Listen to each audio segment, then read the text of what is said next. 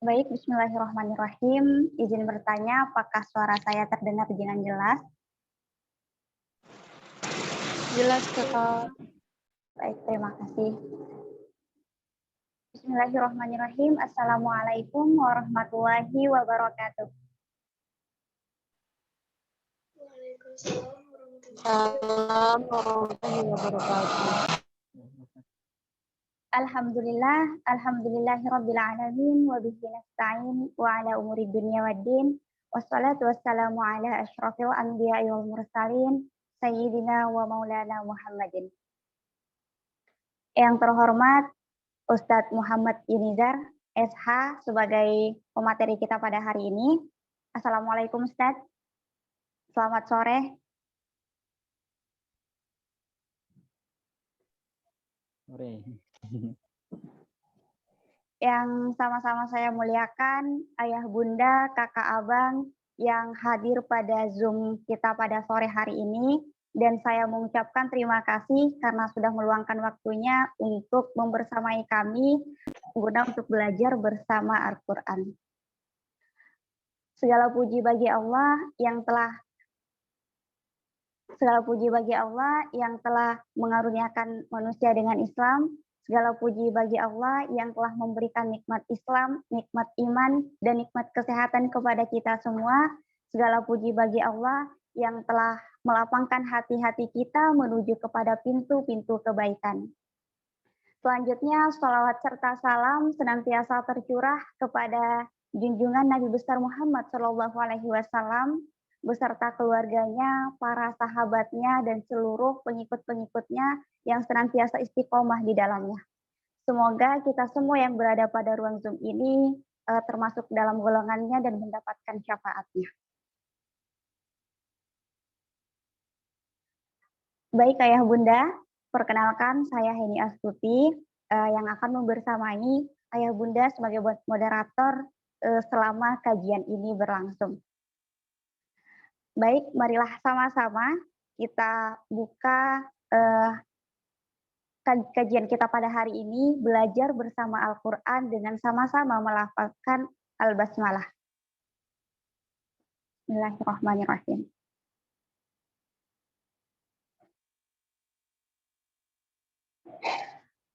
Baik, untuk tidak memperlama, marilah kita masuki sesi pertama, yaitu belajar bersama Al-Quran, di mana kita akan belajar tahsin.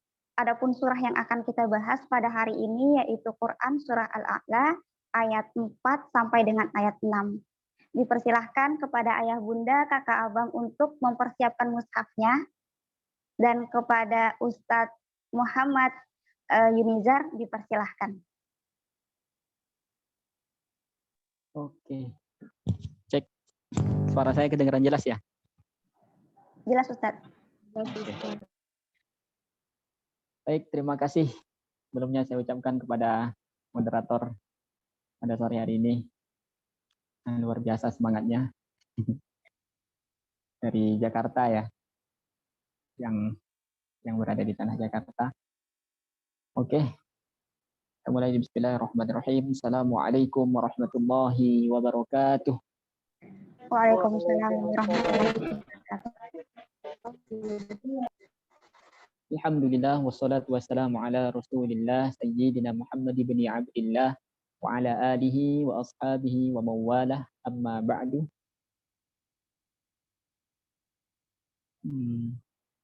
Qala Allah Ta'ala fi kitabih, qala Nabi sallallahu alaihi wasallam, man salaka tariqan yaltamisu fihi ilman sahalallahu lahu tariqan ilal jannah. Wa qala aydan man yuridillahu bihi khairan yufaqihu fid din. Wa qala aydan khairukum man ta'allama al-Qur'ana wa 'allamahu. Allahumma faqihna fid din wa 'allimna at-ta'wil. Rabbana zidna 'ilma warzuqna fahma. Yang saya hormati moderator kita pada hari ini, dan yang saya hormati ayah, bunda, kakak, abang, yang insya Allah kita semua dimuliakan Allah Subhanahu wa Ta'ala. Suara saya nggak kekecilan kan ya? Jelas Ustaz. Jelas, oke. Alhamdulillah. Bersyukur kita kepada Allah Subhanahu wa taala dengan banyak mengucapkan, melantunkan alhamdulillahirabbil alamin dan mempergunakan nikmatnya sesuai dengan apa yang diperintahkannya. Salawat beserta salam senantiasa tercurahkan, senantiasa kita haturkan kepada junjungan alam Nabiullah Nabi Muhammad sallallahu alaihi wasallam dengan senantiasa mengucapkan Allahumma shalli ala sayyidina Muhammad wa ala ali sayyidina Muhammad. Ayah bunda, kakak abang yang dirahmati Allah Subhanahu wa taala, sebelum kita memulai tahsinul Quran kita pada sore hari ini, mari kita buka dengan membaca suratul Fatihah.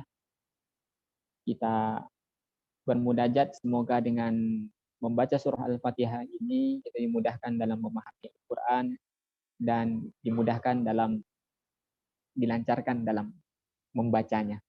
Ala hadhihi niyyah wa ala kulli salihah Al-Fatihah. A'udzu billahi minasyaitonir rajim. Bismillahirrahmanirrahim. Alhamdulillahi rabbil alamin. Arrahmanir rahim. Maliki yaumiddin. Iyyaka na'budu wa iyyaka nasta'in.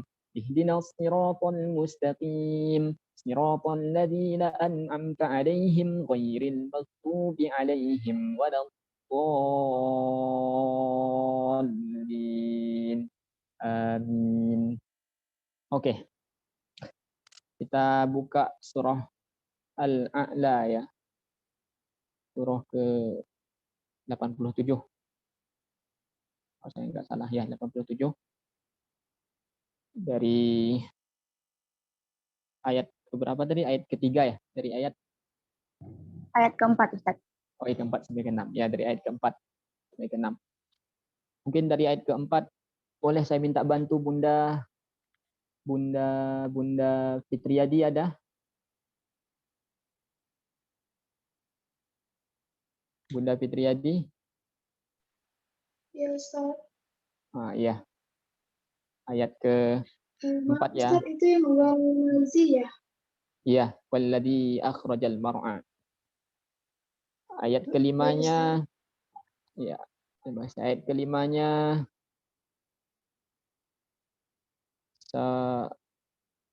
apa ini? Abang Ramadan ya. Ramadan, yang nama Ramadan. Ayat kelimanya. Bisa, Bang? Ayat kelimanya. Oh, enggak ada ini. Ya udah kalau gitu Ibu Bunda Hanifah Khumairah. Bisa Bunda? Ayat ke-6. Ayat ke-5. Belum ada. Bunda Hernawati Slamet. Ya, Ustaz. Ya. Insyaallah ayat ke-5. Ayat ke-6 Aisyah Putri Arifah. Bisa Aisyah? Boleh. Boleh. Oke. Oke, sekarang kita mulai dari ayat ke-5. Silakan Bunda. Silakan ya yang tadi. Yang Saudari Fitriadi. Dari ayat ke-5-nya. Ayat keempat ya, Ustaz. Ayat keempat. Ya maaf, ayat keempat.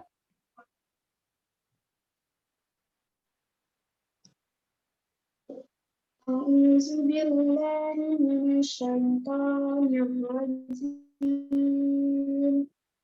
Bismillahirrahmanirrahim. Walladzi akhrajal mar'a.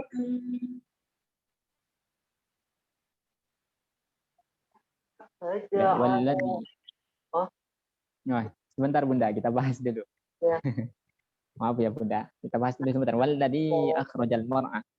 Walladzi huruf mat bertemu dengan hamzah berarti itu tidak dalam satu kata. Berarti hukumnya apa kira-kira?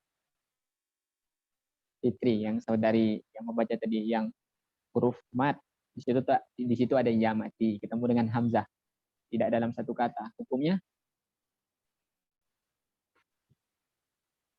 mad jaiz munfasil. Panjangnya bisa 4 sampai 5 harokat. Akhrajal mar'a Ya mar'a mad tabi'i aqqa-nya. Ya udah. Ya hati-hati dengan apa ya? Dengan makhraj huruf kha sama a. Di situ ada kha. Kha di ujung tenggorokan bagian atas ini yang paling dekat dengan langit-langit. Kalau kha akhrajal mar'a a di tengah. Jadi dijelasin ya kalau nyebut walladzi akhrajal mar'a walladzi akhrajal mar'a wahid itnani talatah walladzi ya kurang dikit lagi 4 harokat 4 sampai 5 harokat walladzi akhrajal mar'a wahid itnani talatah والذي أخرج المرعى. iya walladzi akhrajal mar'a ayat kelimanya silakan Bunda Ya, faja'alahu ghusaa'an ahwa. Masya Allah, merdu sekali suara Bunda. Faja'alahu husa'an ahwa. Faja'alahu hunya mat tabi'i atau mat istilah qasirah karena hadomir tidak ketemu dengan hamzah jadi mat istilah qasirah. Faja'alahu huta'an. Huta di situ apa Bunda? Wajib. Mat wajib muttasil. An ahwa. Ada an tanwin bertemu hamzah? Idhar, ya betul. Ahwa, Matobi. iya bagus matobi. Faja'alahu ghuta'an ahwa. Ingat ya, kaidah mad wajib muttasil, mad jaiz munfasil. Dia kan panjangnya bisa 4 sampai 5 harokat. Jadi kalau dari awal kita baca Al-Qur'an bacanya 4 harokat, pertama kali tadi kita ketemu yang ayat keempat kan ada mad jaiz munfasil. Panjangnya berapa harokat? Kita bikin, misal kita ambil yang 4 harokat. Yang faja'alahu ghutanya juga harus 4 harokat. Kalau kita ambil dari awal 5 harokat, faja'alahu ghuta'an ahwanya juga harus 5 harokat. Jadi gitu keserasian dalam membaca Al-Qur'an. Jadi tadi karena kita ambil yang 4, yang kedua juga 4. Faja'alahu ghuta'an ahwa. Ingat an di situ izhar harus dijelaskan. An ahwa faja'alahu ghuta'an ahwa wahid ithnani talatah Faja'alahu ghusaa'an ahwa. iya ayat ke-6-nya terima kasih Bunda ayat ke-6-nya silakan Aisyah Bismillahirrahmanirrahim. Sanuqri'uka fala tansa. ya sanuqri'uka fala nuqa itu ada qalqalah ri'uka fala ala fala itu apa Aisyah la-nya apa Mat tabi'i. mat tabi'i tansa nun mati bertemu sin Ikhfa. ikhfa ya fala tansa sanuq saya ulangi sanuqri'uka fala tansa wahid itnani talatah Sanuqri'uka fala tansa. iya sanuqri'uka fala tansa oke udah sampai di situ aja kan tadi kan tahsinnya ayat keempat sampai ke-6 alhamdulillah 3 ayat jangan remehkan Al-Quran walaupun 3 ayat 1 ayat mau ngaji tiap hari 1 ayat 1 ayat aja sudah berapa? Kalau bismillahirrahmanirrahim 19 huruf berarti 190 kebaikan bisa kita dapat. Man qara'a harfan min kitabillahi falahu bihi hasanah. Barang siapa yang membaca 1 huruf dari ayat Al-Qur'an maka dia dapat 1 kebaikan. Wal hasanatu bi asyri amsalha. Dan setiap kebaikan itu kata Rasulullah dilipat gandakan menjadi 10 pahala. Bayangkan 1 pahala. 1 huruf alif lam mim aja udah 30 pahala. Jadi Bapak sedikit yang penting istiqomah. Ya, mungkin itu untuk tahsin. Selanjutnya saya serahkan kepada moderator. Ya. Masya Allah, terima kasih. Sebelumnya suara saya terdengar. Terdengar. Terima kasih Ustaz atas penjelasannya, walaupun sedikit ayatnya ya. Semoga kita bisa terus mengingat hukum-hukum yang kita pelajari tadi. Amin, amin. Selanjutnya sesi dokumentasi dipersilahkan kepada ayah bunda yang tidak berhalangan untuk menyalakan kameranya. Kak Aisyah mohon dibantu.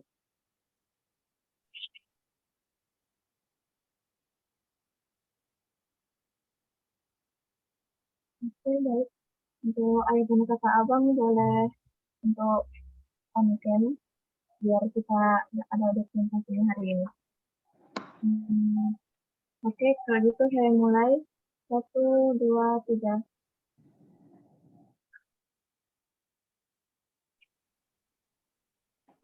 Ya mungkin sekali lagi ayah bunda.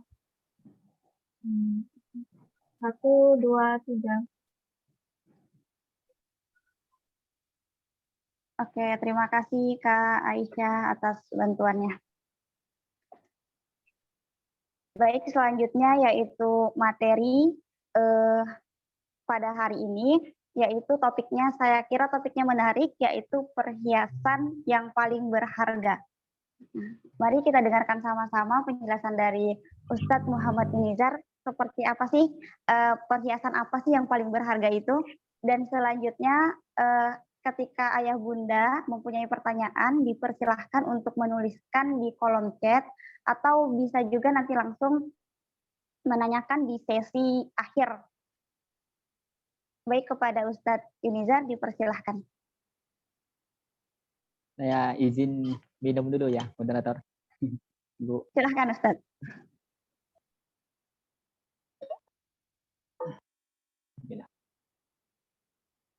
Oke, saya nggak pakai mukadimah lagi, langsung aja ya saya sambung karena tadi udah buka. Tema kita hari ini adalah perhiasan yang paling berharga. Perhiasan yang paling berharga, kan ada lagunya itu ya. Perhiasan paling berharga. Kan ya, itu harta yang paling berharga. Ketawa. Ya, itu lagunya, harta yang paling berharga. Kalau ini perhiasan yang paling berharga. Ya, perhiasan juga harta sih, harta yang paling berharga. Perhiasan kan juga harta, salah juga. Sinonim aja. Jadi perhiasan yang paling berharga. Perhiasan siapa sih manusia yang nggak suka perhiasan? Pasti semua suka perhiasan. Mau siapapun itu. Nah, siapapun lah pokoknya. Seluruh manusia pasti punya kecondongan suka terhadap perhiasan. Kita lihat di dalam Quran. Boleh dibantu ya, Bunda, yang siapa yang mau membacakan atau moderator? Tolong dibacakan di surah ketiga ayat ke-14. Artinya dibacain. Zuyyina lin-nasi hubbus syahawat minan nisa wal banin wal qanatiril muqantarati minad dhahabi wal fiddah wal khail musawwamati wal an'ami wal harth dzalika mata'ul hayatid dunya wallahu indahu husnul ma'ab.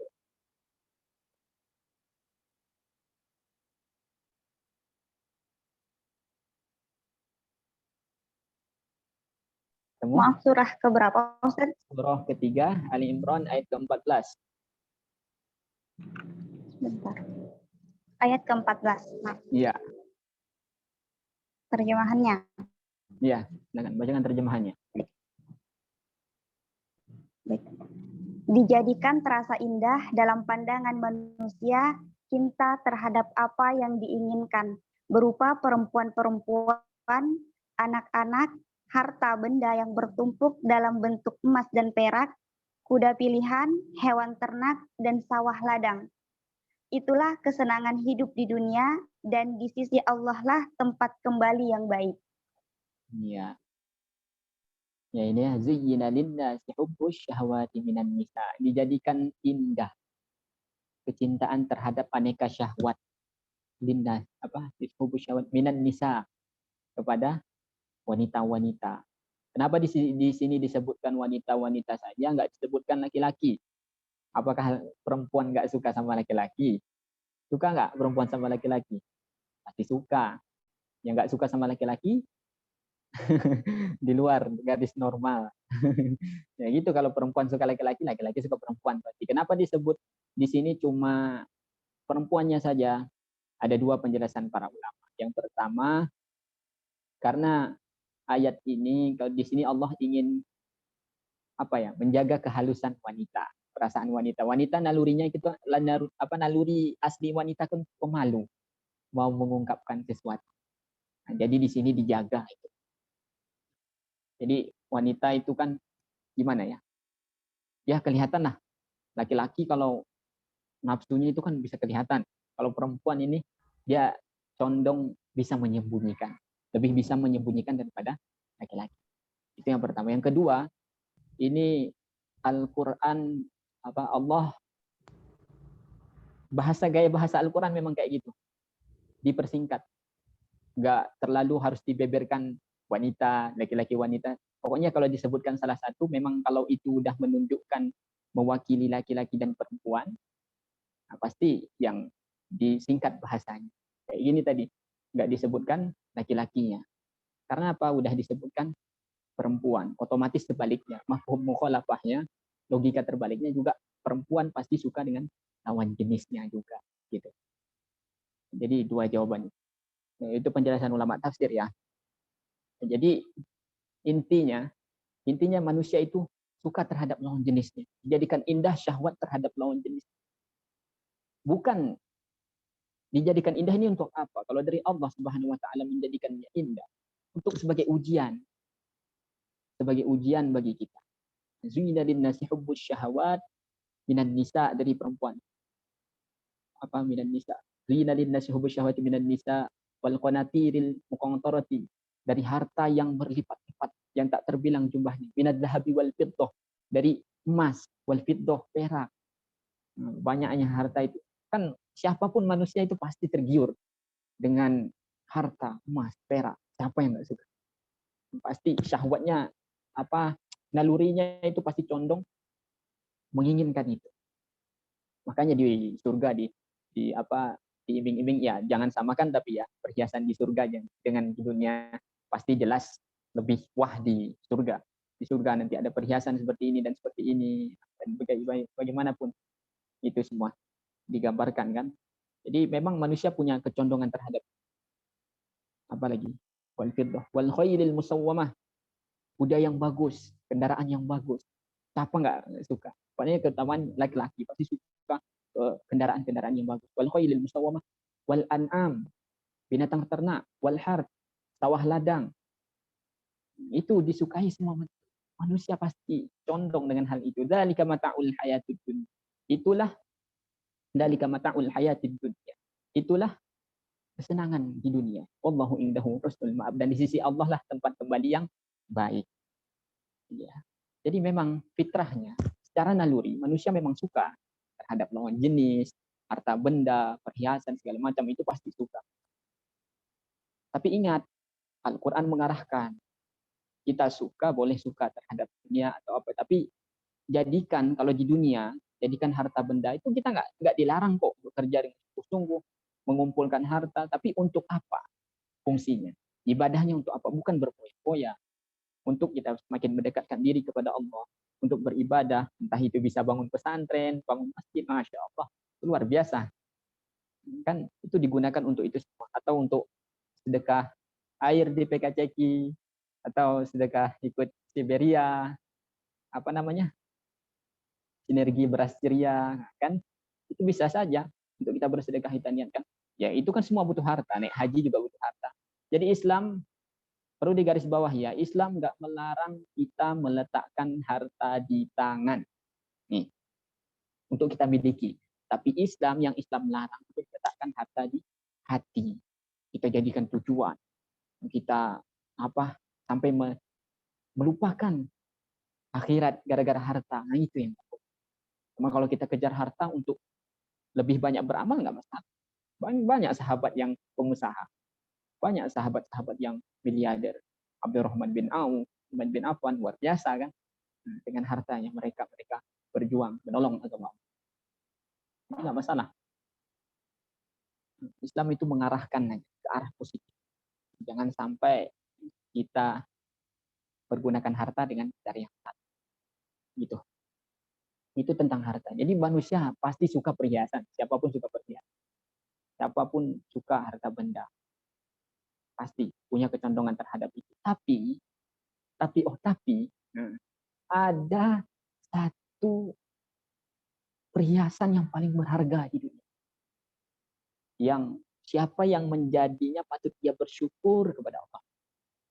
Siapa yang mendapatkannya dia patut bersyukur kepada Allah. Kunci kebahagiaan. Kunci kebahagiaan bagi seorang laki-laki terutama. Apa itu? Kita lihat di dalam hadis riwayat yang diriwayatkan oleh Imam Muslim bin Hajjaj di dalam kitab sahihnya, Sahih Muslim yang nomor 1467. Ada yang kelahiran 1467 di sini? Nggak ada kayaknya. Masih muda-muda bundanya ini. Terutama calon-calon bundanya masih muda kayaknya. Jadi pada suka. Ya pada pasti apa ya? Jadi di sini dijelaskan bahwa ada perhiasan, ada harta benda yang paling berharga di dunia. Rasulullah Shallallahu Alaihi Wasallam bersabda, "Ad-dunya mata'un." Sesungguhnya dunia itu perhiasan, adalah perhiasan, tempat kesenangan. Wa khairu mata'id dunya, dan sebaik-baiknya perhiasan dunia adalah al-mar'atus sholihah. Poin kita di sini, al-mar'atus sholihah. Perempuan yang sholihah. Masya Allah. Inilah harta yang paling berharga di dunia. Jadi sebelum kita membahas lebih jauh tentang harta yang paling berharga ini, perhiasan yang paling berharga tentang wanita sholihah ini, kita bahas dulu gimana Islam ini sangat memuliakan wanita. Ya. Makanya salah kalau ada anggapan Islam itu merendahkan derajat wanita. Alhamdulillah. Islam sangat memuliakan wanita. Kita bisa lihat di Al-Quran, di hadis, bagaimana Al-Quran memuliakan, bagaimana Islam memuliakan wanita. Kita lihat contoh sederhananya kayak gini. Di dalam Al-Quran ada surah, namanya surah An-Nisa. Apa arti surah An-Nisa? Bunda, ada yang tahu? Apa arti An-Nisa? Ada yang tahu An-Nisa? Apa artinya? An-Nisa artinya perempuan. Perempuan, nggak ada surah Ar-Rajul, laki-laki. Tapi An-Nisa. Itu masih yang contoh kecilnya, sederhana. Ada di dalam hadis.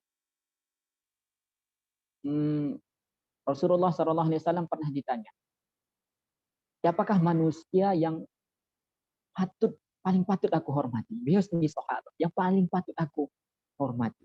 Kata Rasulullah SAW, "Qala ummuka," ibu kamu. Ditanya lagi, "Tummaman," siapa wahai Rasulullah lagi? Lalu siapa lagi? "Ummuka," ibumu, 2 kali. Ditanya lagi, "Tummaman." Dijawab lagi Rasulullah, "Ummuka," ibumu. Terus tummaman, siapa lagi? "Abuka," ayahmu. Baru yang keempat Rasulullah jawab ayah. Bayangkan 3 tingkat kan? Ibu baru ayah. Nah, di sini gimana wanita itu begitu dimuliakan? Bahkan ada lagunya. Ibu kaulah wanita yang mulia, derajatmu 3 tingkat dibanding ayah. Yang ibu-ibu qasidah nih tahu. Yang ibu-ibu 60-an pasti tahu lagu-lagu ini. Kan sering di rebana-rebana tadi di lomba-lomba kan. Kenapa dia lebih mulia 3 tingkat dibanding ayah? Sayyidina Ali bin Abi Thalib menjelaskan. Ini juga ada di lagu itu.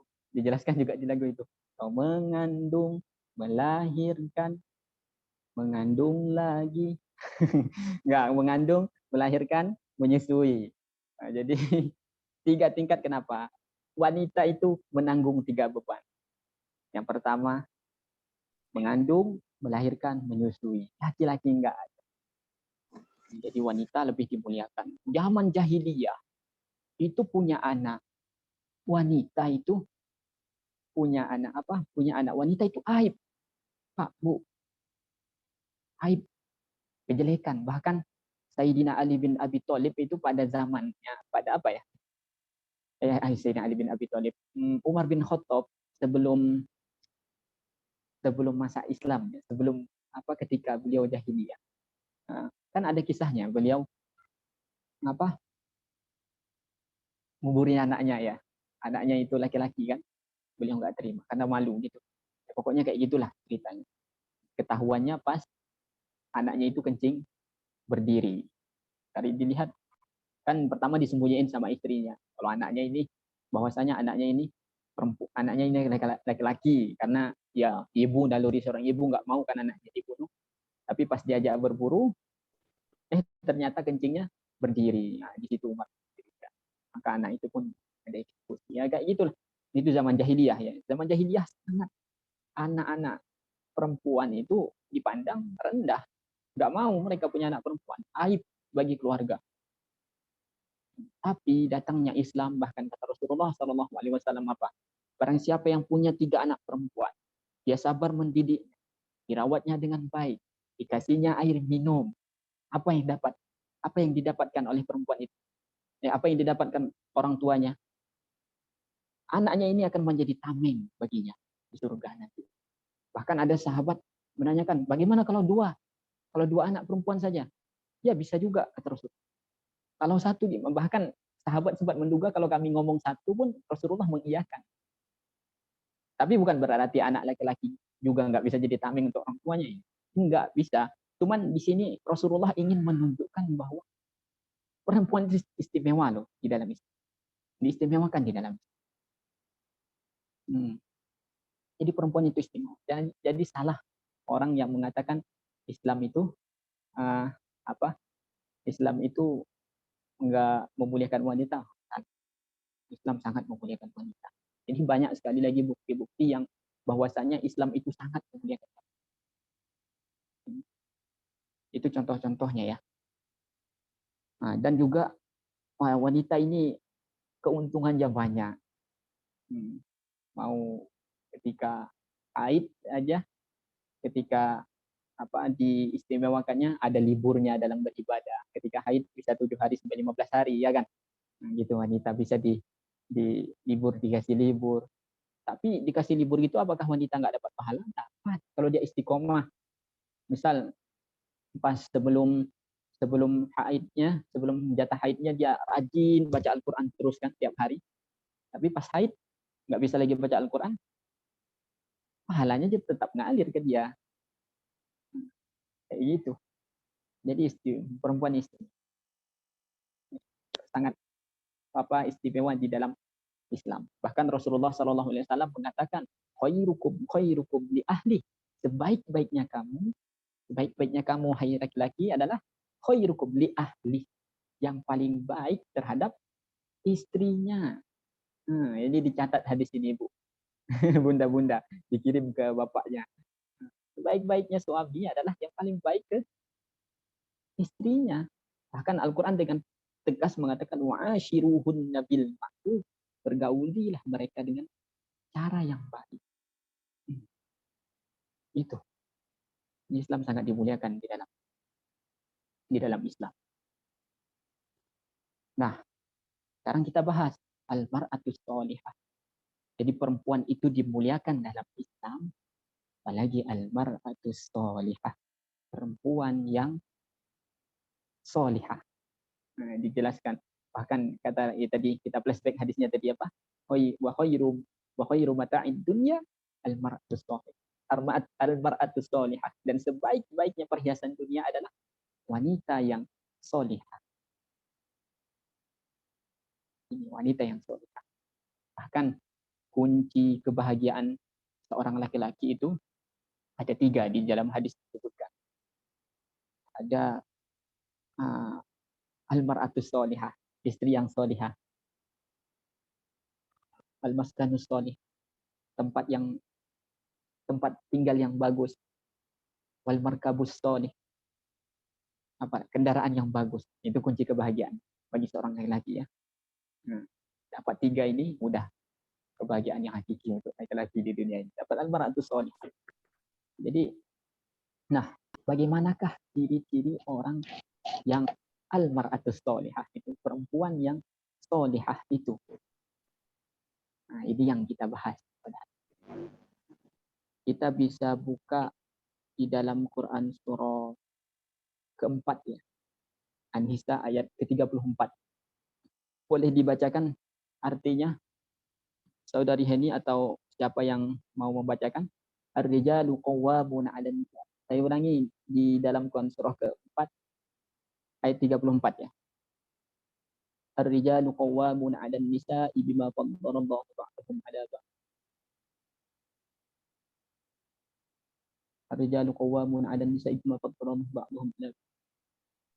والصالحات قانتات حافظات للغيب بما حفظ الله اللاتي تخافون نشوزهن فعظوهن واهجروهن في المضاجع. Ayo. Baik, Ustaz. Ya, silakan. Laki-laki itu, terjemahan ayat 34 Quran Surah An-Nisa. Laki-laki itu pelindung bagi perempuan karena Allah telah melebihkan sebagian mereka, laki-laki, di atas sebagian yang lain, perempuan, dan karena mereka telah memberi nafkah dari hartanya, maka perempuan-perempuan yang saleh adalah mereka yang taat kepada Allah, yang menjaga diri ketika suaminya tidak ada, karena Allah telah menjaga mereka. Perempuan-perempuan yang kamu khawatirkan akan nusyuz, hendaklah kamu beri nasihat kepada mereka, tinggalkanlah mereka di tempat tidur atau pisah ranjang, dan kalau perlu pukullah mereka. Tetapi jika mereka menaatimu, maka janganlah kamu mencari-cari alasan untuk menyusahkannya. Sungguh Allah Maha Tinggi, Maha Besar. Ya. Nanti perlu penjelasan ya tentang pukul lah makna. Apa wallati takhafuna nusyuzahunna fa'idhuhunna wahjuruhunna fil madaji' wadribuhunna. Pukullah mereka itu bukan apa ya, bukan dilarang, pokoknya pukul secara keras. Di tafsir para ulama berbeda pendapat tentang penafsiran. Ada yang boleh mukulnya kayak apa ya? Ada kita megang pensil ngaji itu pukul kayak gini aja, biar negor, bukan pukul keras-keras kita tendang atau kita enggak. Itu enggak Berarti boleh. bukan KDRT ya Ustadz ya? Bukan. Nah, Islam itu melarang KDRT. Ya jelas. Ya, KDRT bukan. Jadi nanti itu aja. Itu tentang selewat aja.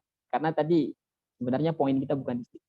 Itu tentang poinnya kita di atas tadi. Ar-rijalu qawwamuna 'alan nisa'i bima faddalallahu ba'dahum 'ala ba'din wa bima anfaqu min amwalihim. Sesungguhnya laki-laki itu adalah qawwam, pemimpin, penanggung jawab. Salah satu maknanya pemimpin, bertanggung jawab penuh terhadap 'alan nisa, terhadap istri-istrinya. Faddalallahu ba'dahum 'ala ba'd. Karena Allah telah secara fungsi, wanita dan laki-laki ini punya ini ya, punya keistimewaan masing-masing. Jadi kita nggak bisa menyamakan bahwa perempuan dan laki-laki itu harus sama, nggak. Ini kaum feminim biasanya yang tentang menyuarakan wanita-wanita.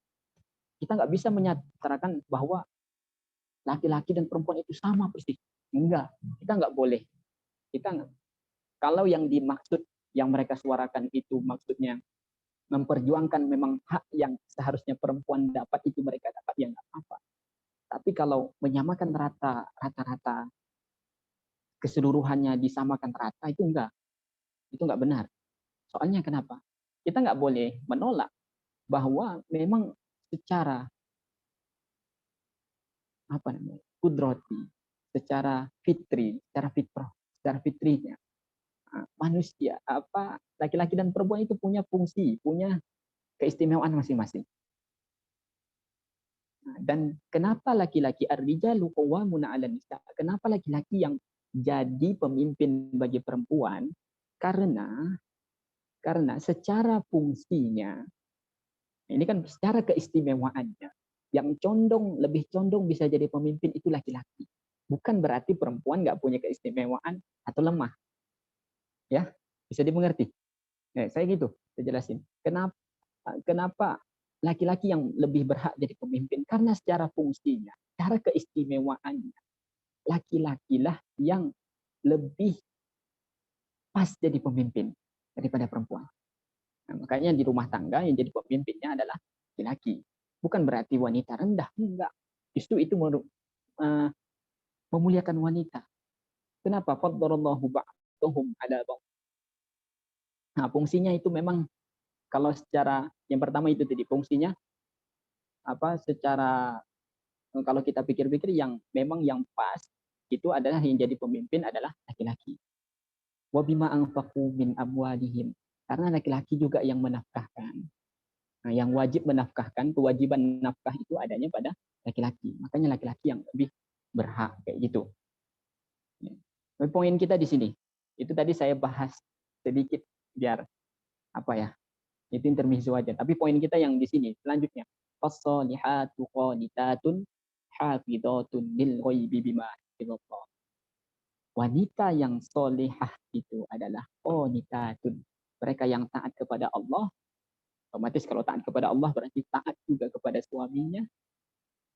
Hafidhatun lil ghaibi bima hafizallah. Dan juga menjaga diri mereka ketika suaminya nggak ada di rumah. Jadi perempuan yang solihah itu, ini untuk perempuan yang udah punya suami ya, pasti menjaga harta suaminya, menjaga istrinya. Tapi kalau perempuan yang masih gadis-gadis ini, gimana tentang ciri wanita solihahnya itu tadi taat kepada Allah dan taat kepada Allahnya apalagi ya mereka melaksanakan apa yang diperintah Allah, yang dilarang Allah mereka jauhi. Wa qul lil mu'minati yaghdudna min absarihinna. Dan katakanlah kepada wanita-wanita yang beriman, hendaklah mereka menundukkan pandangannya. Wahfaduna furujahunna, menjaga kehormatannya. Menjaga kehormatan itu merupakan ciri wanita solihah. Enggak bermudah-mudah. Oh ya Allah, naudzubillah. Kita miris kalau lihat zaman sekarang kan. Ya memang pas ada kejadian, misal pemerkosaan atau apa, mohon maaf, saya kasih contoh ini. Ada kejadian kan yang ada pembelaan dari laki-lakinya. Pas siapa suruh dia pakai pakaian seksi. Nah, terus yang perempuan, nggak bisa gitu dong. Jangan dijadikan pakaian seksi jadi itu mata kamu yang nakal. Nah, kayak gitu kan. Sebenarnya kayak gini. Kalau misal memang yang dikatakan laki-laki ini untuk pembelaan, itu salah. Nah, seharusnya dia juga matanya jangan nakal, walaupun orang seksi kalau kita bisa kontrol, laki-lakinya bisa kontrol pandangan atau nggak akan terjadi itu kontrol syahwatnya. Tapi ingat juga memang kita nggak bisa pungkiri kalau penyebab terdorongnya syahwat seseorang ya kayak itu. Wanita nggak menjaga kehormatan, menjaga perhiasan. Coba pakaian, tutup pakaian yang sopan, menutup aurat ketika keluar rumah. Jadi Islam ini sangat ketat dalam hal ini, sangat memperhatikan dalam hal ini. Ketika di luar rumah, di mana wanita wala tabarrujal jahiliyatal ula, jangan wala tabarrujal jahiliyatal ula, jangan bertabarruj sebagaimana orang-orang jahiliyah terdahulu. Dandan yang berlebihan, makeupnya sampai merah, sampai putih sekali, mukanya tebal, bedaknya 1 inci tebalnya. Kali dilihat beda tangan sama muka, tangan hitam, muka putih. Kadang kayak gitu sampaikan, jangan berlebihan, nggak apa-apa, berdandan seadanya. Itu pun jangan terlalu berlebihan. Nah, Islam sangat mengatur itu. Itu untuk apa? Kemuliaan wanita. Wanita bahkan, ya walaupun ada perbedaan pendapat para ulama ya tentang ini, tentang memegang tangan wanita. Kan ada yang diharamkan. Kalau memang nggak ada uzur syar'i ya, kalau nggak ada maslahat yang sama sekali ya, kita memegang wanita dilarang. Karena apa? Memang nggak semua. Ada syekh yang ditanya seperti itu, kenapa wanita Islam digituin? Sampai jilbab juga dibungkus kayak gitu kan. Jadi ada seorang syekh ditanya, syekh, kenapa wanita dalam Islam sangat apa nggak boleh diginikan lah, nggak boleh digitukan. Kamu lihat Ratu Inggris siapa? Elizabeth katanya Ratu Inggris lah. Ratu Inggris siapa? Ratu Inggris itu semua orang bisa nyabat tangannya nggak? Dijawab sama itu, iya, ya nggak bisa. Ya gitu juga perempuan. Justru Islam melarang ini bukan untuk membatasi perempuan, tapi untuk mengistimewakan perempuan. Memang perempuan itu istimewa. Nggak semua orang yang bisa memegang tangannya. Nggak semua orang yang bisa memegang diri. Bahkan mahram sekalipun ada batasannya. Apalagi yang bukan mahram, kecuali suami ya. Nah, mahram pun ada batasan-batasan. Karena manusia ini, karena wanita Islam ini sangat memuliakan wanita. Jadi seperti ratu. Setiap wanita seperti semua muslimah itu dianggap seperti ratu, dimuliakan seperti ratu di dalam Islam. Jadi wanita yang solehah itu menjaga diri, menjaga kehormatan. Jadilah wanita-wanita yang elegan ya. Yang susah saya mau bilang, saya mau membahasakan gimana. Ya, cuman ya memang miris kadang kalau kita lihat di zaman sekarang. Kalau foto-fotonya nyengir lidah ke sana, mulut ke sini, apalagi gaya-gaya dengan apa-apanya, joget-joget TikTok sana sini ya. Ya memang laki-laki memang disuruh menjaga pandangannya di surah An-Nur ayat 30-nya. Tadi kan ayat 31 untuk perempuan, 30 untuk laki-laki. Wa qul lil mu'minina yaghuddu min absarihim. Wahai, katakan pada laki-laki yang beriman, hendaklah mereka menjaga pandangannya, qadul basar, menundukkan pandangannya pada yang haram-haram. Tapi ya memang laki-laki harus itu, cuman perempuan juga harus jaga akhlak. Kadang ya berpikir kayak gini. Mohon maaf ini. Ada sampai berpikir kayak gini kan keluar. Orang udah yang menjaga pandangan. Tapi tahu-tahu ada yang klaim kayak gitu. Kadang setan itu masuk. Dilihat berdosa. Nggak dilihat barang bagus. Nah, jadi langsung set. Jadi mohon maaf ini contoh ya. Jadi langsung kan pikiran kayak gitu. Kadang ada yang tergoda, ada yang apa. Padahal udah niat menjaga itu. Memang kalau laki-lakinya nggak benar juga, walaupun wanita bercadar pun ya ada juga. Kalau yang berpenyakit ya. Cuman kalau memang secara naluri, mungkin memang kita nggak bisa bantah orang yang pakai hijabnya sesuai dengan apa yang diajarkan Islam itu lebih selamat, lebih cenderung bisa menjaga diri, bisa terpelihara dirinya dari pandangan laki-laki. Kayak gitu itu tentang pakaian. Apa lagi? Iya, wanita yang solihah. Pokoknya wanita yang solihah itu dia taat, menjaga kehormatan. Bahkan Rasulullah SAW mengatakan apa ciri-ciri wanita yang solihah, yang istri yang solihah. Idza nadhara ilaiha sarrajhu. Jika engkau memandang ke dia membahagiakan engkau, menenteramkan engkau. Makanya kita berdoa, Rabbana hablana min azwajina wa dzurriyyatina qurrata a'yun. Berikan aku pasangan yang qurrata a'yun, keturunan yang qurrata a'yun, yang menyejukkan mata ketika memandang. Yang menyejukkan mata itu apa maksudnya? Ada seseorang ditanya, Ustadz, ini udah bapak-bapak, saya itu udah tua, saya baru menyadari yang menyejukkan mata itu apa? Qurrata a'yun. Panas mata saya ketika melihat anak-anak saya itu nakal, pakaiannya nggak dijaga. Tapi dingin sekali hati saya ketika melihat anak-anak saya itu rajin ngaji, rajin sholat. Nah, itu qurrata a'yun. Anak-anaknya taat, anak-anaknya soleh dan solehah. Istrinya soleh dan soleh. Jadi kalau dipandang menyejukkan mata, itu ciri wanita yang solehah. Wa idza amaroha ata'athu. Nah, ini dia. Ini khusus istri ya. Ketika engkau menyuruh dia taat. Itu wanita yang solehah. Ini secara istri. Wa idza ghaba anha hafizathu. Dan jika engkau menjauh darinya, ketika engkau berpergian, dia menjaga harta dan dirinya. Masya Allah. Ini ciri-ciri wanita yang solehah di dalam hadis. Jadi wanita solehah ini sangat agung. Bahkan dikatakan tadi sebagai harta yang paling berharga. Dan ketika hendak memilih jodoh pun, ini yang laki-laki yang belum beristri ya.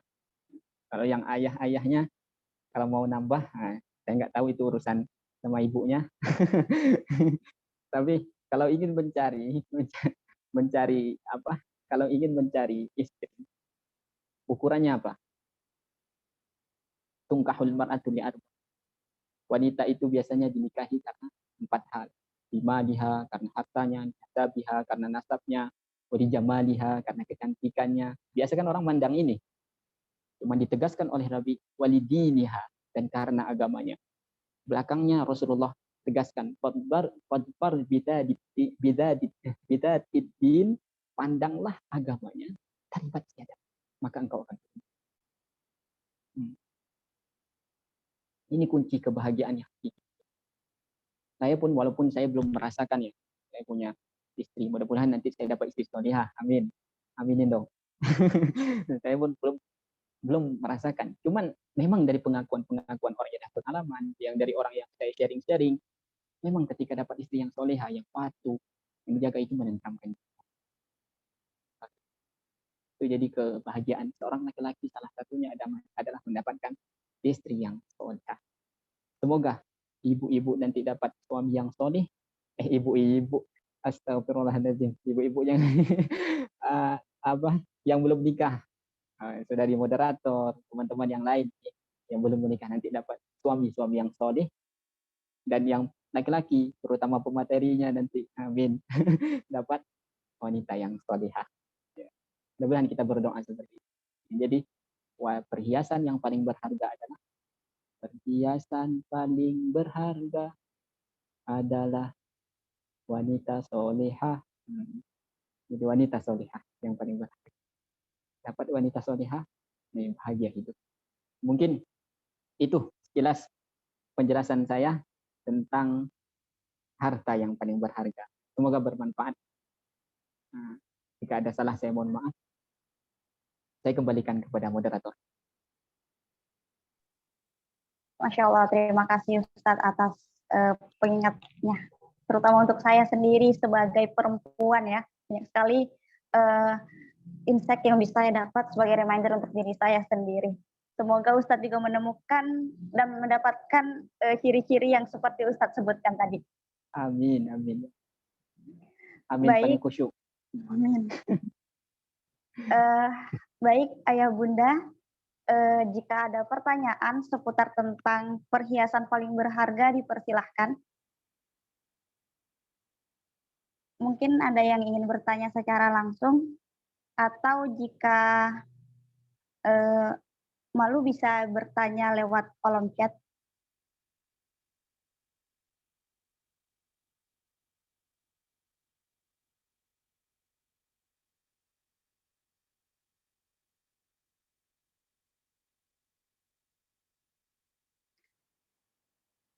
Saya mau nanya, oke, dipersilahkan.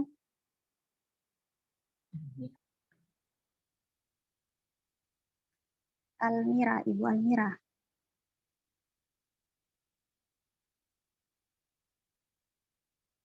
Dipersilahkan Ibu atau Kakak kali ya.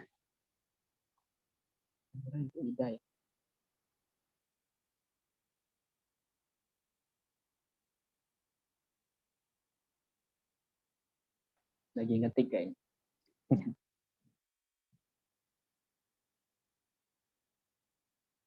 Kalau yang bisa saya jawab, saya jawab. Kalau nggak bisa, nanti saya carikan jawabannya. Aduh. Saya suka grogi kalau ditanya ini. Jadi masalah-masalah ini kan. Izin minum lagi ya, moderator, teman-teman. Silahkan Ustaz.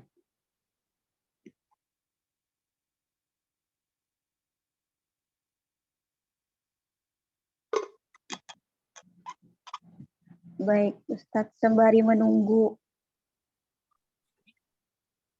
Mbak Almira kali ya, Ibu Almira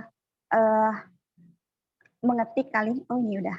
Oh ya Kak, bagaimana jika setelah menikah, qadarullah, ada laki-laki atau wanita yang dipertemukan dengan jodoh yang tidak soleh apakah apakah yang harus mereka lakukan jika semua itu sudah terlanjur? Dipersilakan Ustaz. Terlanjur. Kata Benar. terlanjur.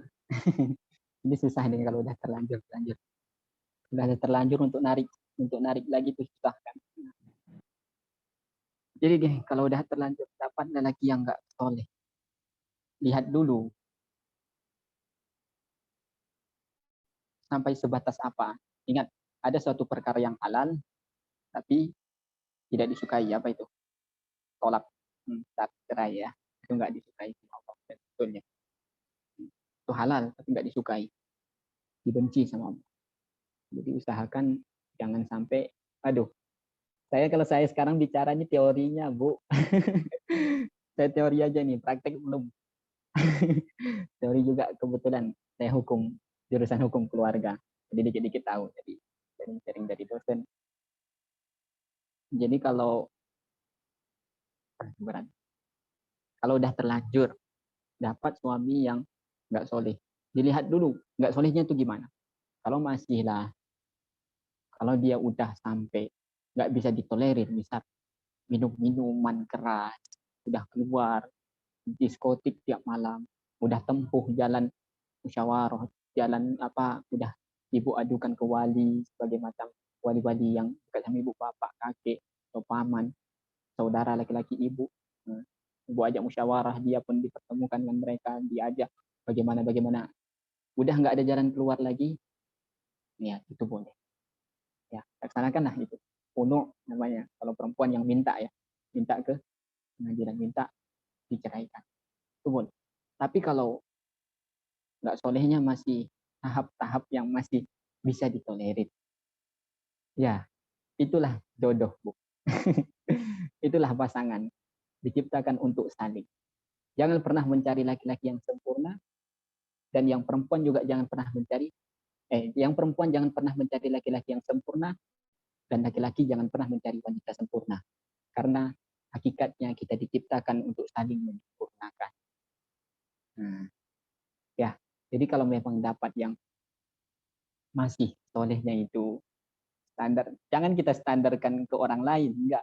Usahakan gimana pasangan kita ini bisa kita, jangan bandingkan dia ke orang lain ya. Coba jodohku Ustadz ini, coba jodohku Ustadz ini, itu yang buat apa, rumah tangga kayak gitu. Syukuri udah dapat, gimana pun pandang kebaikannya yang telah dilakukannya untuk ibu. Aduh, ini the real teori saya bicara ya Bu. Aduh, ya pokoknya gitulah, pokoknya syukuri apa yang telah didapatnya dari suami yang udah suami kasihkan ke dia, syukurinya. Terus didoakan, dinasehati pelan-pelan, dia aja.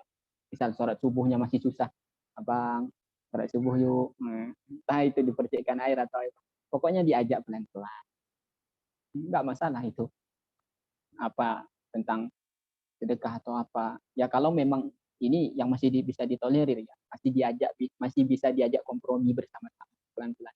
Tapi kalau memang udah nggak bisa ditolerir, nah ini yang jadi masalah, yang kayak maksiat, suka berjudian, suka main judi, suka keluar minuman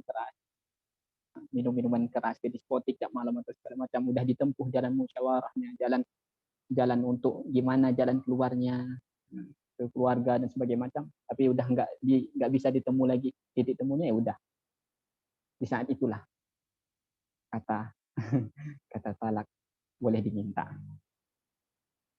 Ya, itu. Jadi kalau cerai jangan sampai, kalau masih masalah-masalah kecil yang belum terlalu serius jangan, karena dibenci. Ya, berusahalah membuat pasangan kita itu juga ikut baik, ikut solehah, atau yang laki-lakinya jadi soleh atau yang perempuannya jadi solehah, kita ajak pelan-pelan. Ya, itu kan tugasnya, saling melengkapi, saling menyempurnakan. Itu yang bisa saya jawab, Bu. Wallahu a'lam bishawab. Ini jawaban yang belum saya amalkan. Saya bisa menjawab aja tapi belum saya amalkan. Ya mungkin itu dari moderator. Baik, terima kasih Ustadz atas jawabannya. Semoga pertanyaan dari Ibu Almira terjawab ya Bu. Oh ya, sedikit saya tambahkan. Makanya penting dari awal supaya nggak menyesal, perhatikanlah agamanya benar-benar. Ini pelajaran juga buat yang belum nikah ya. Nah, itu harus diperhatikan agamanya yang. Karena banyak orang yang menyesal ketika nikah. Istri-istri itu menyesal ketika nikah. Ternyata suami saya di mana sholatnya? Payah sekali dibilang. Siapa suruh? Siapa yang pilih? Siapa yang nerima? Nah, ya tugasnya. Ya udah. Sekarang karena udah itu syukuri, lihat aja kebaikannya. Dan yang nggak baiknya, ayo sama-sama diperbaiki. Pelan-pelan, didoakan. Itulah hidup berpasangan, saling melengkapi. Ini kalau udah beristri, suami istri ya. Aduh, dari teori ini. Ya udah gitu untuk tambahannya. Baik Ustadz, berarti sebelum memilih melangkah kepada pernikahan harus persiapannya untuk mengenalnya harus lebih dalam lagi ya Ustadz. Iya. Baik, kepada ayah bunda jika ada yang ingin ditanyakan lagi dipersilahkan.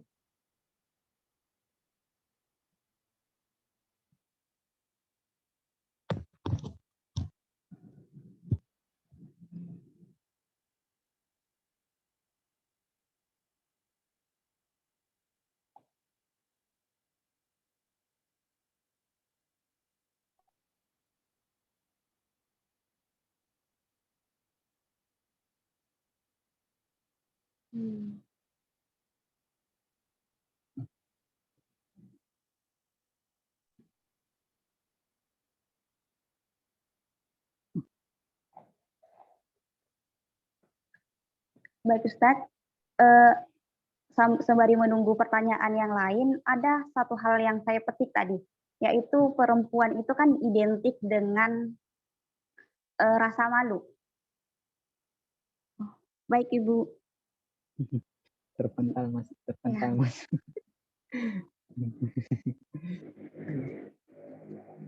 Tadi dengar nggak? Ini yang ibu nyanyi tadi kan? Ibu dengar nggak Bu?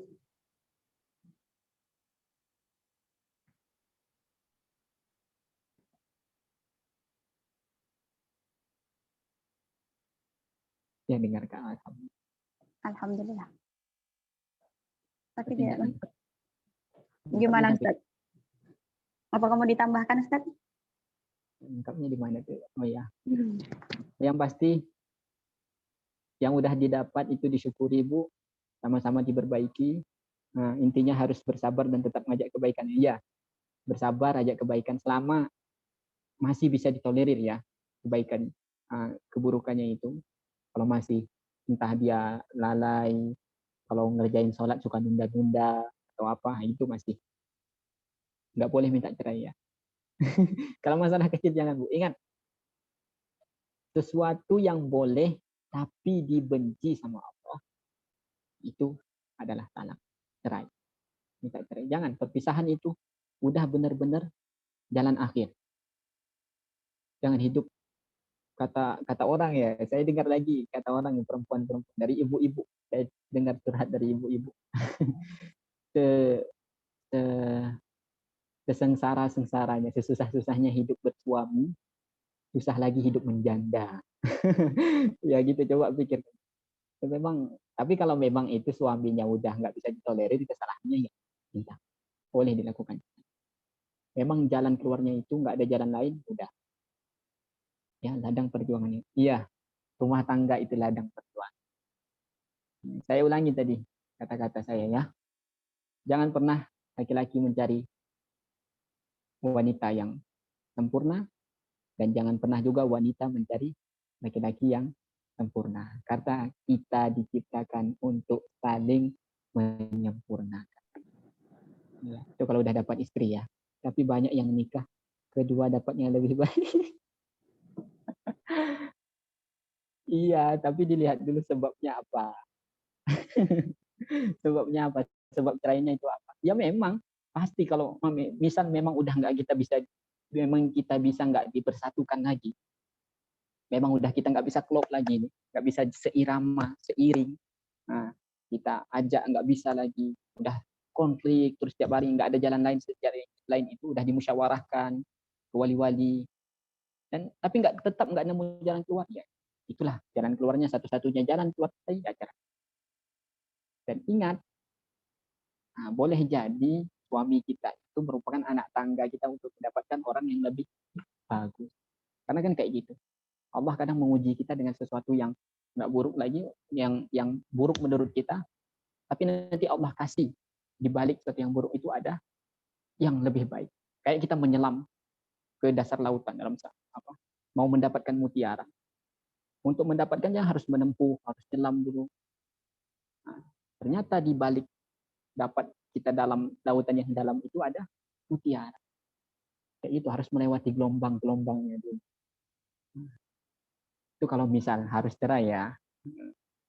Tapi kalau nggak harus cerai, kalau masalah-masalah kecil jangan pertahankanlah rumah tanggamu. Jadi teori aja Bu, ya Allah. Berdasarkan pengalaman orang, serius, bukan pengalaman saya. Saya sudah berumah tangga, termasuk buat semangat buat yang berumah tangga. Ya Bu, keep strong. Ya udah itu aja. Jadi. Baik Ustadz, terima kasih atas jawabannya dan tambahannya, dan terima kasih kepada Ibu Almina ya atas pertanyaannya. Semoga ibu-ibu atau ayah bunda yang sudah menikah mendapatkan pasangan yang soleh dan solehah, dan semoga yang belum, terutama Ustadz Yunizar, mendapatkan istri yang solehah. Amin. Baik. Amin. Baik Ustadz, sepertinya kita akhiri untuk sesi tanya jawabnya. Jadi ini Selanjutnya, ada yang nanya? Jadi. Karena waktunya Ustadz kali ya. Oh iya. Oh iya, sebentar, saya tambahkan sebentar. Ada iya sekarang banyak yang nikah muda, banyak yang nikah juga. Iya itu karena nggak hati-hati dalam memilih. Makanya dari awal hati-hati. Karena banyaknya faktor kayak gitu. Tikung Mbak moderator. Jangan dulu. Nggak, saya udah diikat Bu. Nggak bisa hitung-hitung. Udah, ya kayak gitu ya. Jadi, Pak Ibu itu bisa aja. Iya, jadi kayak gitu. Sekarang banyak yang nikah muda, banyak yang nikah juga ya. Jadi poinnya bukan nikah mudanya, nikah muda bagus. Tapi poinnya hati-hati dalam memilih. Karena banyak yang kayak gitu karena mereka menganggap salah pilih dari awal. Ini kayak gitu. Dari awal itu harus matangkan dulu. Siapkan ilmu pengetahuan. Jangan terburu-buru mau menikah hanya gara-gara lihat teman udah pada nikah. Siapkan dulu pengetahuannya. Dengan ibadah terpanjang itu rumah tangga. Jadi untuk perjalanan yang panjang harus banyak bekalnya. Jangan terburu-buru karena teman udah pada nikah atau apa segala macam. Ya, siapkan aja diri. Insya Allah yang baik pasti datang. Jadi hati-hati dalam itu dari saya. Allah. Silakan moderator.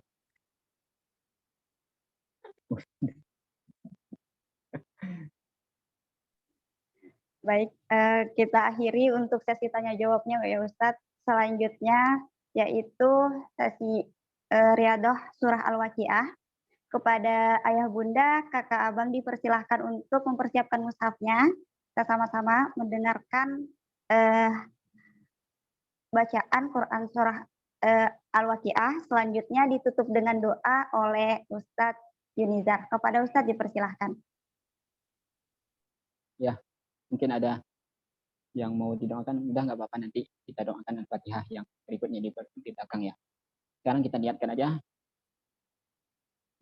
Semoga apa yang kita hajatkan dengan membaca dengan wasilah, dengan berwasilah surah Al-Fatihah dan surah Al-Waqiah ini, apa yang kita hajatkan, apa yang kita inginkan dilancarkan sama Allah Subhanahu wa taala, dipermudah oleh Allah Subhanahu wa taala, diberikan keberkahan di dalamnya, dan kita sedekahkan juga untuk Al-Fatihah ini untuk saudara-saudara kita, guru-guru kita, orang tua kita yang mungkin sudah tiada atau yang masih ada, apa kita doakan. Ala hadhihi niyah wa ala kulli salihah al-Fatihah. A'udzu billahi minasyaitonir rajim. Bismillahirrahmanirrahim. Alhamdulillahi rabbil alamin. Ar-Rahmanir Rahim. Maliki yaumiddin. إياك نعبد وإياك نستعين اهدنا الصراط المستقيم صراط الذين أنعمت عليهم غير المغضوب عليهم ولا الضالين. Surah ke-56 ya, Waqiah. Silakan dibuka. Sama-sama kita baca.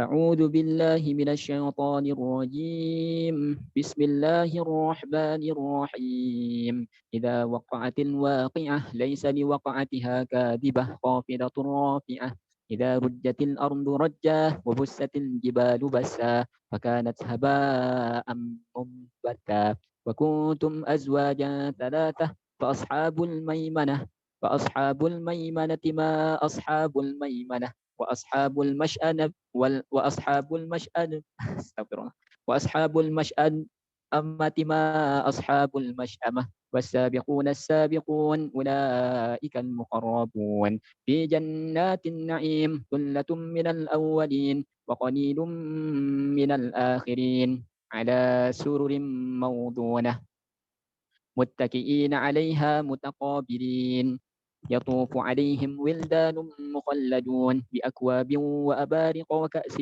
من معين لا يصدعوا عنها ولا ينزفون وفاكهة مما يتخيرون ولحم طير مما يشتهون وحور عين كأمثال اللؤلؤ المكنون جزاء بما كانوا يعملون لا يسمعون فيها لغوا ولا تأثيما إلا قيلا سلاما سلاما وأصحاب اليمين ما أصحاب اليمين في سدر مخضود وطلح منضود وظل ممدود وماء مسكوب وفاكهة كثيرة لا مقطوعة ولا ممنوعة وفروش مرفوعة إنا أنشأناهن إن شاء وجعلناهن أبكارا عربا أترابا لأصحاب اليمين ثلة من الأولين وثلة من الآخرين وأصحاب الشمال ما أصحاب الشمال في سموم وحميم وظل من حموم لا بارد ولا كريم إنهم كانوا قبل ذلك مترفين وكانوا يصرون على الحنث العظيم وكانوا يقولون أئذا متنا وكنا ترابا وعظاما أئنا لمبعوثون أو آباؤنا الأولون قل إن الأولين والآخرين لمجموعون إلى ميقات يوم معلوم ثم إنكم أيها الضالون المكذبون لآكلون من شجر من زقوم فمالئون منها البطون فشاربون عليه من الحميم فشاربون شرب الهيم هذا نزلهم يوم الدين نحن خلقناكم فلولا تصدقون أفرأيتم ما تمنون أأنتم تخلقونه أم نحن الخالقون نحن قدرنا بينكم الموت وما نحن بمسبوقين على أن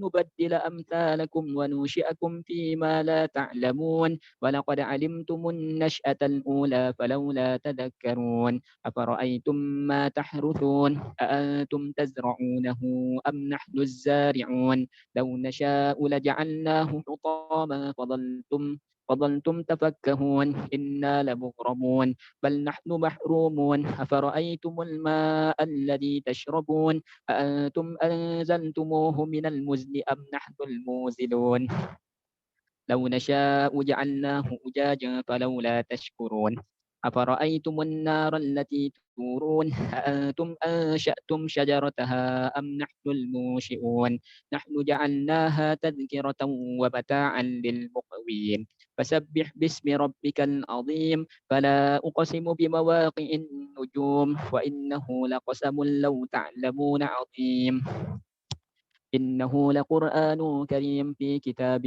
مكنون لا يمسه إلا المطهرون تنزيل من رب العالمين أفبهذا الحديث أنتم مدهنون وتجعلون رزقكم أنكم تكذبون فلولا إذا بلغت الحلقوم وأنتم حينئذ تنظرون ونحن أقرب إليه منكم ولكن لا تبصرون فلولا إن كنتم غير مدينين ترجعونها إن كنتم صادقين فأما إن كان من المقربين فروح وريحان وجنة نعيم وأما إن كان من أصحاب اليمين فسلام لك من أصحاب اليمين وأما إن كان من المكذبين الضالين فنزل من حميم وتصلية جحيم إن هذا لهو حق اليقين فسبح باسم ربك العظيم صدق الله العظيم.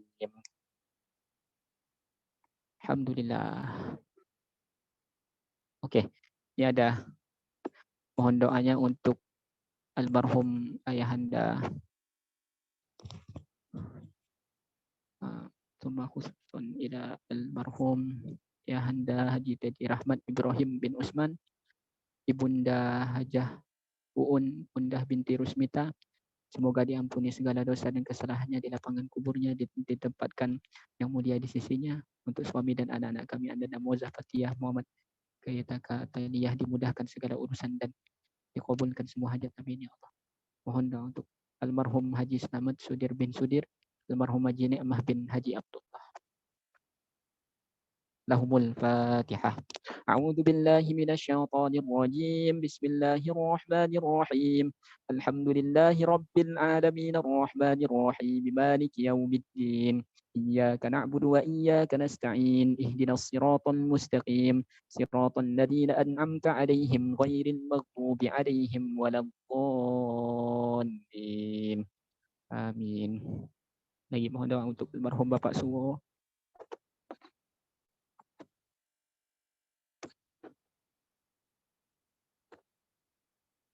Amin. Oke, kita doakan ya. A'udzubillahi minasyaitonirrajim. Bismillahirrahmanirrahim. Alhamdulillahi rabbil alamin hamdan syakirin hamdan na'imin hamdan yuwafi ni'amahu yukafi mazidah. Ya Rabbana lakal hamdu kama yanbaghi li jalali wajhikal karim wa 'azimi sultanik. Allahumma salli ala sayyidina Muhammad wa ala ali sayyidina Muhammad. Allahumma ighfir lana dhunubana wa liwalidina warhamhuma kama rabbayana shighara. ولجميع المسلمين والمسلمات والمؤمنين والمؤمنات الأحياء منهم والأموات إنك سميع قريب مجيب الدعوات يا قاضي الحاجات. اللهم اغفر للمسلمين والمسلمات والمؤمنين والمؤمنات.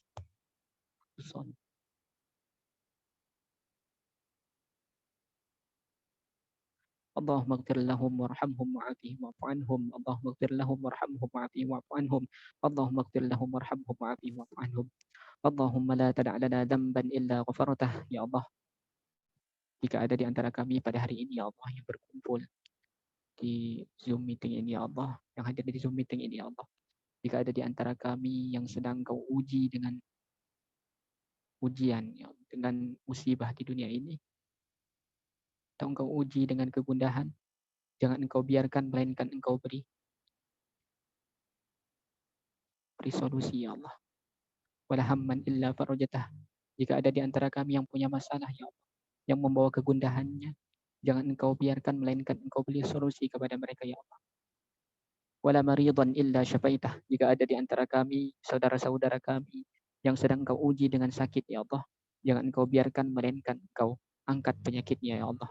Wala hajatan min hawaijid dunya wal akhirati illa qadaitaha wa yassartaha ya arhamar rahimin. Jika ada di antara kami hajat-hajat ya Allah, keinginan-keinginan pada kamu ya Allah, kepadamu ya Allah. Banyak sekali keinginan-keinginan kami kepadamu ya Allah.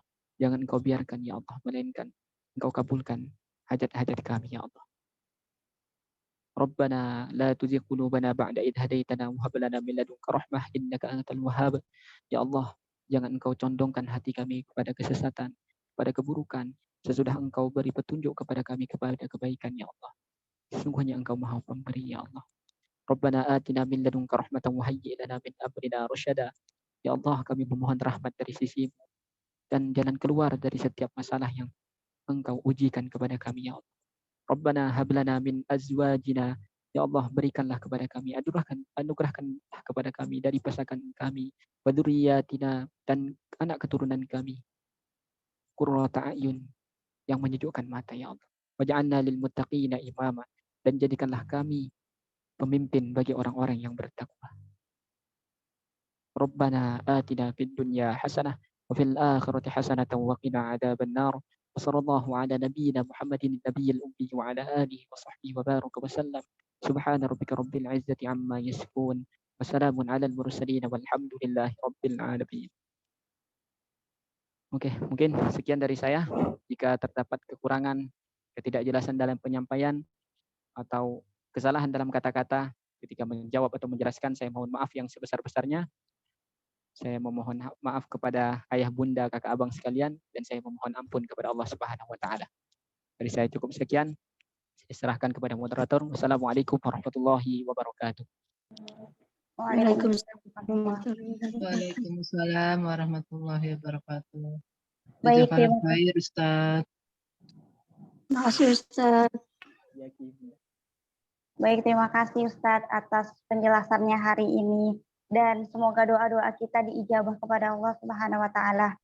Amin. Demikianlah kajian kita pada hari ini. Saya mengucapkan terima kasih kepada ibu-ibu yang bergabung sampai hari ini. Saya Henia Stuti, mohon undur diri. Segala kekurangan saya mohon maaf. Kita akhiri dengan lafaz hamdalah. Alhamdulillah. Alhamdulillahirabbil alamin. Dan ditutup dengan doa kafaratul majelis.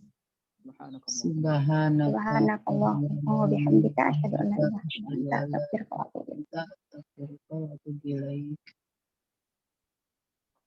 Demikian yang acara kita pada hari ini, kajian kita pada hari ini. Saya tutup dengan wabillahi taufiq warahmatullahi wabarakatuh. Waalaikumsalam warahmatullahi wabarakatuh. Terima kasih Ibu. Terima kasih atas pertanyaan. Ustaz dan Terima kasih semuanya. Saya pamit. jazakumullah khair. Amin. Baik, Ustaz. Assalamualaikum. Waalaikumsalam warahmatullahi wabarakatuh.